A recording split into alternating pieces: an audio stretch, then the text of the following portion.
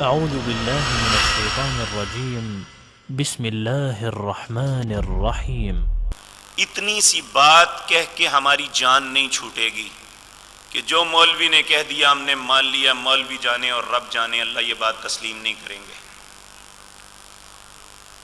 سورۃ احزاب 22واں پارہ، اس کا آخری رکوع، اللہ رب العزت فرماتے ہیں یوم تقلب وجوہہم فی النار، اس دن انسانوں کے چہروں کو پلٹ پلٹ کے جہنم میں داغا جائے گا۔ یقولون، پھر لوگ کہیں گے یا لیتنا اطعنا اللہ و اطعنا الرسول، اے کاش ہم اللہ یا اس کے رسول کی فرما برداری کر لیتے۔ پھر وہ اللہ کے سامنے اپنا عذر پیش کریں گے۔ وقالو، وہ کہیں گے ربنا، اے رب ہمارے، انا اطعنا سادتنا و کبراءنا، اے اللہ یہ ہمارے مولوی پیر امام سردار تھے، بڑے تھے، ہم نے ان کی اطاعت کی، ہمارا کیا قصور۔ پھر اس وقت وہ ان پہ لعنتیں ڈالیں گے۔ ربنا آتِهِمْ ضِعْفَيْنِ مِنَ الْعَذَابِ وَلْعَنْهُمْ لَعْنًا كَبِيرًا، اے اللہ ان پہ دگنا عذاب کر اور ان پہ لعنت ڈال بہت بڑی، انہوں نے ہمیں صحیح رستہ کیوں نہیں بتایا۔ تو اللہ مالک جواب کیا دیں گے کہ نہ عذاب ان پہ کم ہوگا نہ تم پہ۔ اللہ نے شعور نہیں دیا تھا، سوچ نہیں دی تھی۔ میرے عزیز بھائیو یاد رکھیں، حق کو قبول کرنے کے لیے 3 باتیں ہمیشہ رکاوٹ رہی ہیں۔ سب سے پہلی رکاوٹ فرقہ، دوسری رکاوٹ آباء و اجداد کا طریقہ، تیسری رکاوٹ انا، کہ میں چھوڑ دوں ویسے ہی نہیں، کیا میرے ماں باپ غلط تھے، کیا ہمارے مولویوں کو سمجھ نہیں ہے۔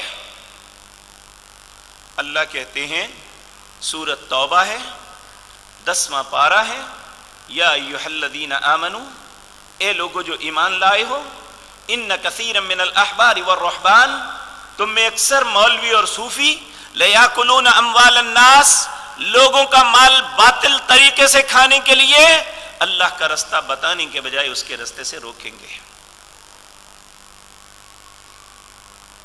لیاکلون اموال الناس بالباطل ویصدون عن سبیل اللہ،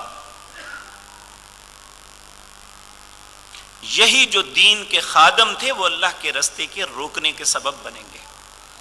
اور یہ سب کچھ ہو رہا ہے کہ ہماری روٹی چلنی چاہیے، لوگوں کے ایمان برباد ہو جائیں، ہمارا کام تو چل رہا ہے۔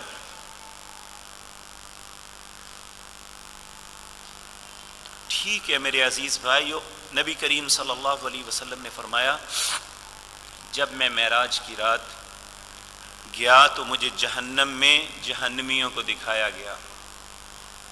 ان میں نے ایک شخص کو دیکھا، اس کے پیٹ کے جتنا بھی جو کچھ ہوتا ہے وہ پڑا ہوا ہے، جس طرح کولو پہ بیل گھومتا ہے، وہ اپنے پیٹ کی غلاظت ساری چیزوں کے ارد گرد بیل کے کولو کے بیل کی طرح گھوم رہا ہے، اور اس کی پیٹ کی غلاظت سے اتنی بدبو اور تعفن اٹھ رہا ہے کہ جہنمی بھی آبازار ہے۔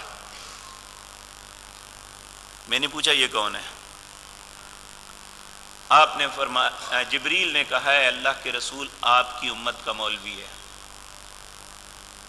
جو مال کھانے کے لیے دین کا رستہ بتانے کے بجائے دین کے رستے سے روکتا تھا۔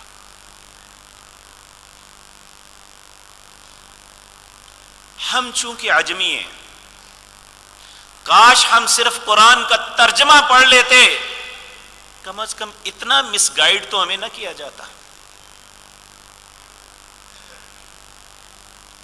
میں اس کے متعلق تیاری کر رہا تھا، محدثین نے جن احادیث کا ذکر کر کے یہ کہا ہے نا کہ یہ رسول اللہ پہ بہتان ہیں، آج اخبار میں وہ ساری حدیث کے نام پہ روایتیں درج ہیں۔ آج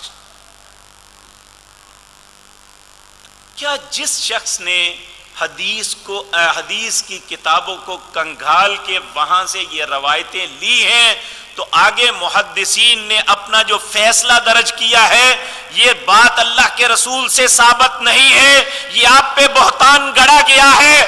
کیا اس اندھے کو یہ نظر نہیں آتا کہ اس نے اپنے مطلب کی بات تو آپ کے سامنے رکھ دی کہ لوگ عقیدت میں آ کے یہ سب کچھ کریں گے تو میرا کھانا بنے گا؟ تو کیا اسے یہ نظر نہ آیا کہ محدث نے کہا ہے کہ یہ اللہ کے رسول کا فرمان نہیں ہے، یہ آپ پہ بہتان باندھا گیا ہے؟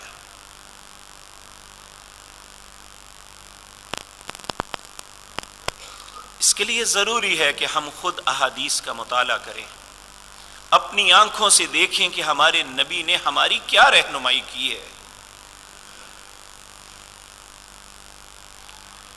اس زندگی کو اتنا آسان نہ لیں۔ جس طرح ایک طالب علم زندگی بھر کی محنت کے بعد، سال بھر کی محنت کے بعد کمرہ امتحان میں جو سنجیدگی کے ساتھ بیٹھتا ہے وہ کامیاب ہو جاتا ہے، اور جو اسے بالکل ایزی لیتا ہے وہ فیل ہو جاتا ہے۔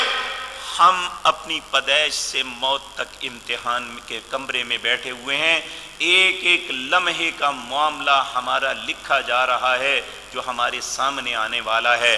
اس لیے اپنے معاملات میں، اپنی معاشرت میں، اپنی معیشت میں، اپنی عبادات میں، اپنے معاملات میں ہم دیکھیں کہ اللہ ہم سے کیا چاہتے ہیں۔ کہیں ایسا نہ ہو کہ ہم دین کے نام پہ محنت تو کرتے رہے تو کل قیامت کے دن اللہ رب العزت یہ کہہ دیں، ہل اتاک حدیث الغاشیہ، کیا تیرے پاس غاشیہ کی خبر نہیں آئی؟ عاملۃ ناصبہ، عمل کر کر کے تھک جانے والے، تسلا نارن حامیہ، جہنم میں اوندے منہ گرا دیے جائیں گے۔ کہیں یہ نہ کہہ دیا جائے حل ننبئکم بالاخسرین اعمالا، اے نبی تمہیں خبر دوں اعمال کے اعتبار سے کون لوگ خسارے میں پڑ گئے؟ الذین ضل سعیہم فی الحیات الدنیا، جو زندگی بھر محنت کوشش تو بڑی کرتے رہے اور سمجھتے رہے کہ ہم اچھے کام کر رہے ہیں، لیکن اللہ نے سارے اعمال کو برباد کر دیا۔ کیوں؟